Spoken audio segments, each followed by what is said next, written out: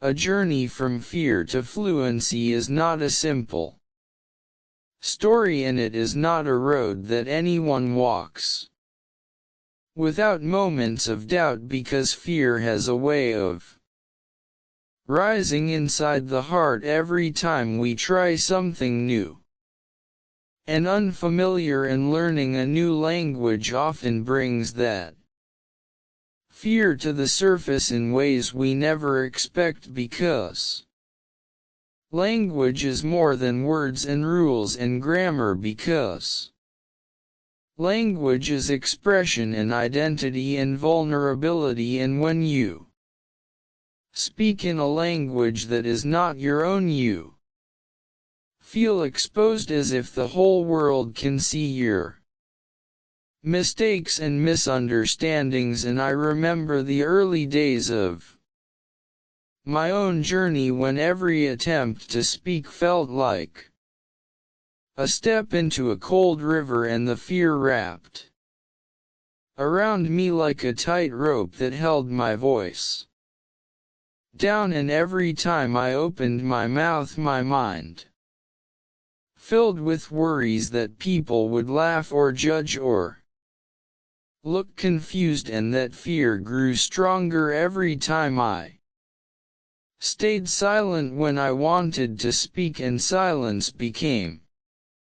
a habit that felt safe but also painful, because deep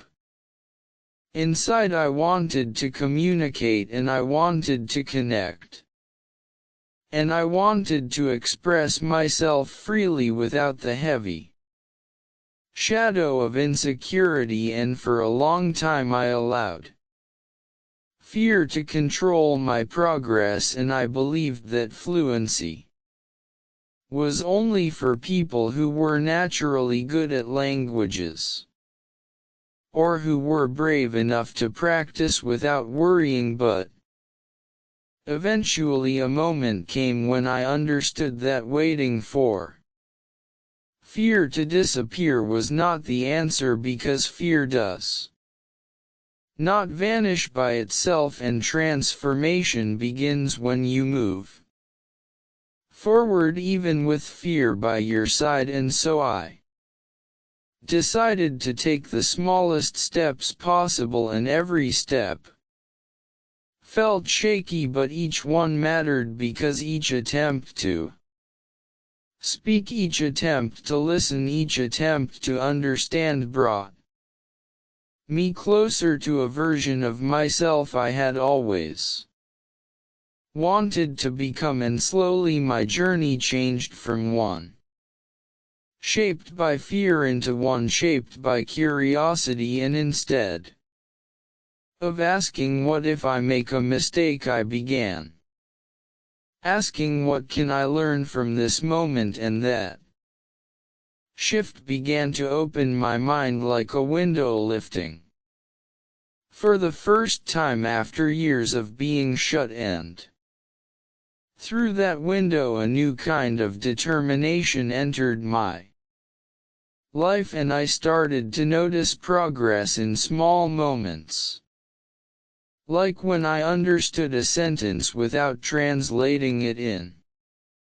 my mind, or when I responded naturally without rehearsing, and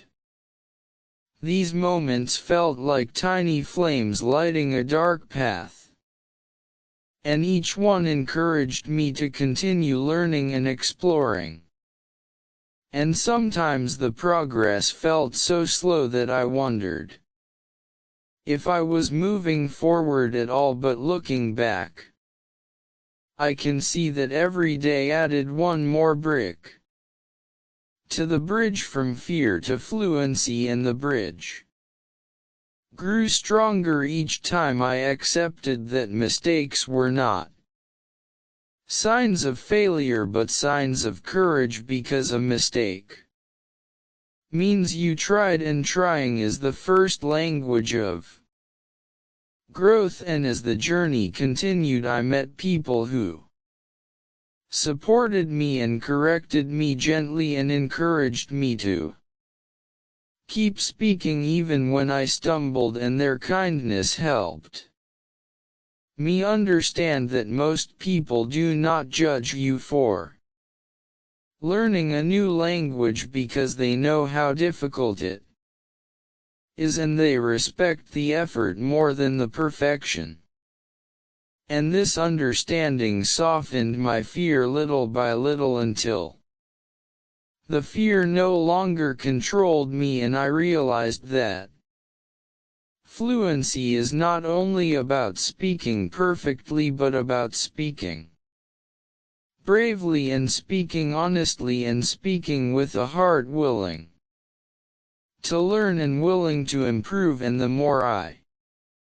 practiced, the more confident I became, because confidence is built through repetition and through experience and through the courage to keep going even when you feel uncertain. And after many months of practice, I began to notice that English no longer felt like a wall that blocked me, but like a door that invited me, and I started thinking in English more naturally and speaking without rehearsing every word in